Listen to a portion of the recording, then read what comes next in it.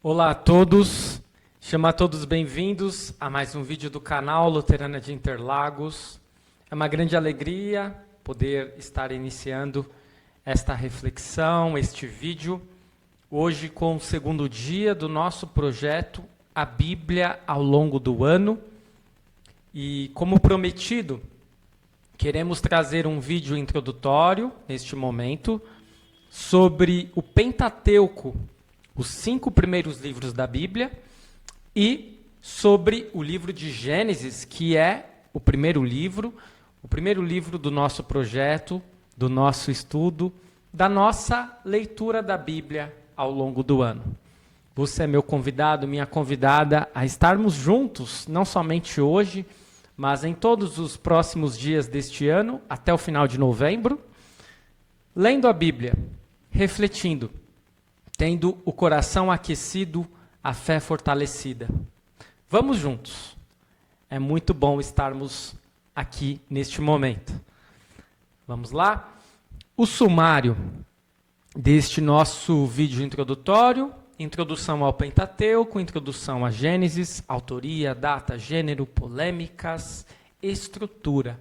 Basicamente, rápidas pinceladas a respeito dos 5 livros da Bíblia, dos 5 primeiros livros da Bíblia e do primeiro livro da Bíblia, que é Gênesis. Muito bem, introdução ao Pentateuco. Os 5 primeiros livros da Bíblia são os seguintes livros: Gênesis, Êxodo, Levítico, Números e Deuteronômio. Nós temos nesta imagem um breve resumo acerca de cada um destes livros, do que eles falam.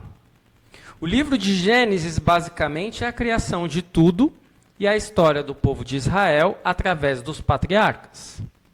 O livro de Êxodo trará a libertação do povo de Deus e a sua jornada pela terra prometida. O livro de Levítico trará as orientações sobre o culto e o sacrifício para a tribo de Levi, responsável pelo sacerdócio. O livro de Números traz os recenseamentos do povo enquanto caminham no deserto por 40 anos.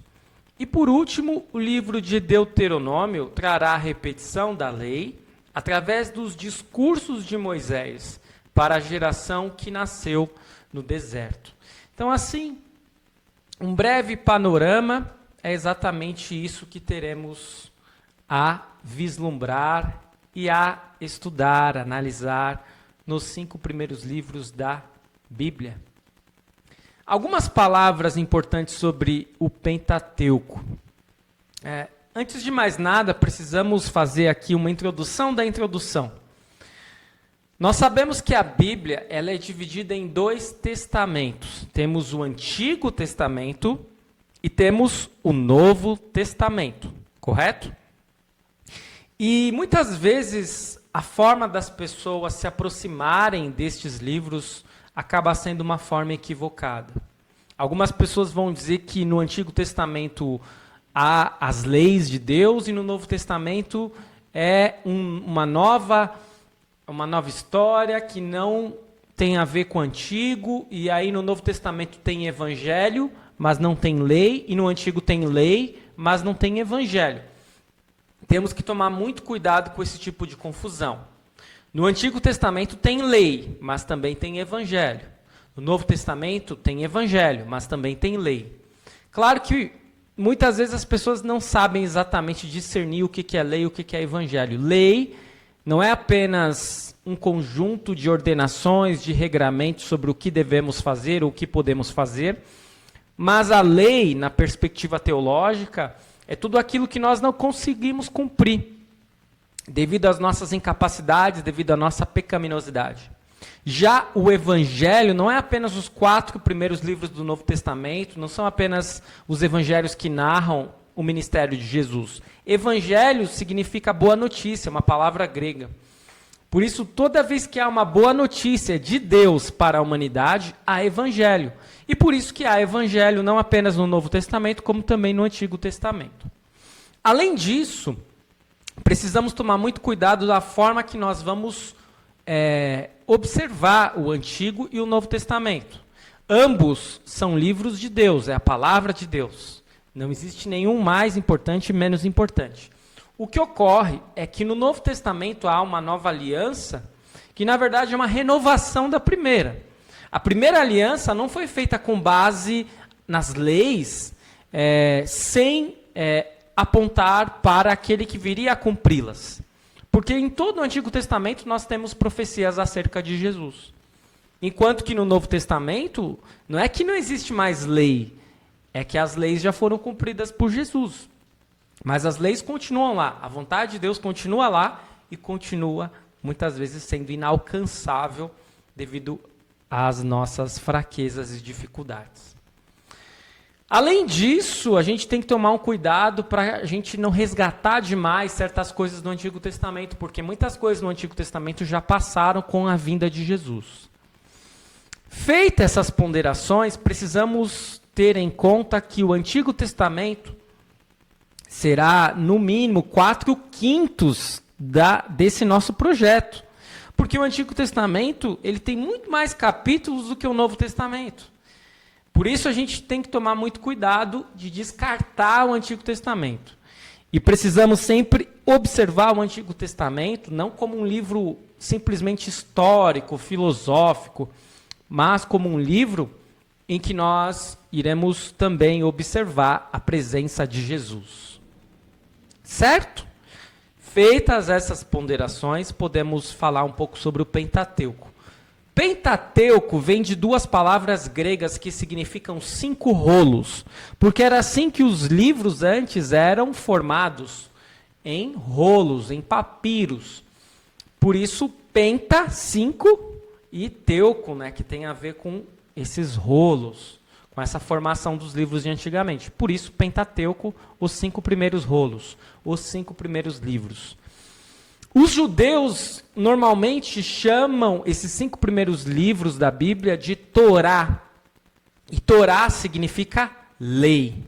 Mas aqui nós também temos que tomar um certo cuidado, porque, primeiro, não tem apenas lei nos 5 primeiros livros da Bíblia. Segundo, lei não significa somente um conjunto de ordenações e regramentos que precisamos seguir e cumprir. Lei vai muito além disso. Lei tem a ver com a vontade de Deus, lei tem a ver com aquilo que deveria ser e que acaba não sendo. Lei tem a ver também com coisas boas que Deus nos traz, porque Deus, Ele é Deus, Ele faz o que lhe apraz, mas Ele prefere fazer aquilo que Ele determinou. Então nós percebemos que a lei, ela acaba sendo, de certa forma, até uma proteção para o ser humano. Não podemos ter uma visão ruim sobre a lei, mas sim podemos ter uma visão boa, apesar de muitas vezes não conseguirmos cumpri-la. Há uma grande variedade literária nos livros da Torá ou nos livros do Pentateuco. Não há apenas lei, há também narrativas, há também, além de leis, instruções, sermões, genealogias, tem muitas, né? Nós vamos falar um pouquinho a respeito delas nos próximos dias, e também poesias. Isso, então, para fecharmos acerca do Pentateuco, teríamos muito mais a falar, mas como vocês vão perceber, esses nossos estudos, vídeos e depois áudios não podem ser tão longos, porque o grande objetivo mesmo deste nosso projeto é a leitura bíblica. É apenas um suporte, apenas um auxílio para que você possa ter um maior discernimento, uma maior facilidade de compreensão e de interpretação bíblica. Correto? E aí, finalizando ainda sobre o Pentateuco. A história do Pentateuco pode ser subdividida de diferentes formas, mas há uma divisão em 3 partes que eu poderia dizer assim, é uma divisão mais útil para compreendermos. Primeira parte é aquilo que nós podemos chamar de prólogo. Vai de Gênesis 1 até Gênesis capítulo 11. E aqui nós temos a história primitiva da humanidade. A criação, a queda, os primeiros filhos, o dilúvio, a Torre de Babel. Logo mais nós estaremos estudando, então, estes 11 primeiros capítulos de Gênesis, que vai passar rápido, são apenas 3 dias. Então, fique esperto. Os patriarcas é a segunda subdivisão do Pentateuco. Vai de Gênesis 12 a Gênesis 50. Então, lá nós teremos a história de Abraão, de Isaac, de Jacó e de José. E por último, Moisés e a lei, que vai englobar os outros 4 livros do Pentateuco. Então vai ser aquilo que nós iremos passar mais tempo: Êxodo, Levítico, Números e Deuteronômio.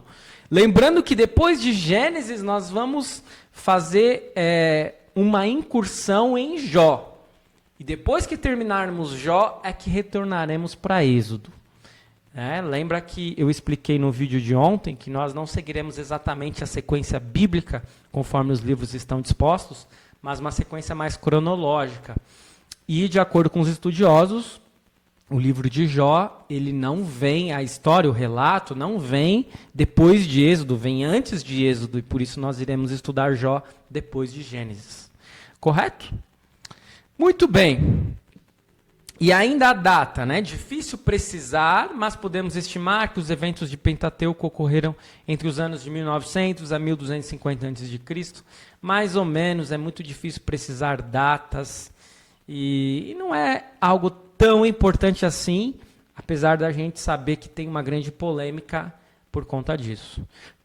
Termos importantes ou temas importantes que poderíamos dizer de um Pentateuco: aliança, lei e plano de salvação. Guardem essas palavras, especialmente aliança e lei, nós falaremos bastante. Gênesis. Introdução a Gênesis. Gênesis é um livro fantástico. Gênesis é um livro que normalmente as pessoas começam a leitura bíblica por ele, e dificilmente as pessoas deixam de ler Gênesis. Porque Gênesis traz tantos relatos fantásticos e maravilhosos que nós queremos continuar lendo. Gênesis cativa, Gênesis nos prende à leitura. As histórias de Gênesis são conhecidas até por quem não é cristão ou judeu. As histórias de Gênesis formaram, poderíamos dizer, a base da humanidade.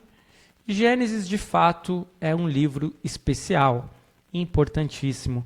Seguramente que você se alegrará muito em fazer essa leitura, apesar de muitas coisas lá não serem lá muito, poderíamos dizer, auspiciosas para nós, ou apenas água com açúcar, Gênesis tem coisas pesadas.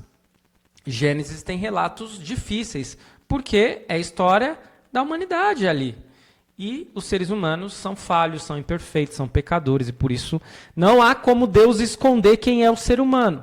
O ser humano está ali, em uma análise nua e crua, escancarado no livro de Gênesis. Mas não deixa de ser um relato poderosíssimo e maravilhoso. Gênesis significa princípio. Bereshit, uma palavra em hebraico, lembrando que a maior parte dos livros do Antigo Testamento foram escritos em hebraico. Algumas porções foram escritas em aramaico. Mas grande parte foi escrita em hebraico. Bereshit significa no princípio. Esse é o significado de Gênesis. Lembrando que os nomes dos livros da Bíblia em hebraico normalmente têm a ver com as primeiras palavras que aparecem no livro. E as primeiras palavras que aparecem no livro de Gênesis é exatamente no princípio. Gênesis é considerado como uma epopeia. O que é uma epopeia? É uma coleção de histórias grandiosas. As histórias de Gênesis foram contadas oralmente, muito antes de serem reunidas e escritas. Então é bom que se diga que houve um lapso temporal muito grande entre os fatos que ocorreram, entre os relatos dos fatos que ocorreram e entre a escrita dos relatos dos fatos que ocorreram, até chegar a nós hoje. Portanto, uma dificuldade que nós temos com Gênesis é que, além de conter histórias muito antigas, e muito distantes de nós, até mesmo a escrita dessas histórias foi feita muito tempo depois do que ocorreu. Por isso não há tantos detalhes precisos. Nós não temos exatamente datas, por isso que eu falei a dificuldade com as datas. Nós não temos exatamente descrição tão perfeita de lugares, porque os lugares, muitos nem existem mais, as cidades não existem mais. Portanto, Gênesis é um livro que traz essas dificuldades, e a gente tem que ficar atento. O tema de Gênesis é o início de tudo. Em Gênesis nós temos o relato do início das coisas. O autor de Gênesis, de acordo com a tradição, foi Moisés.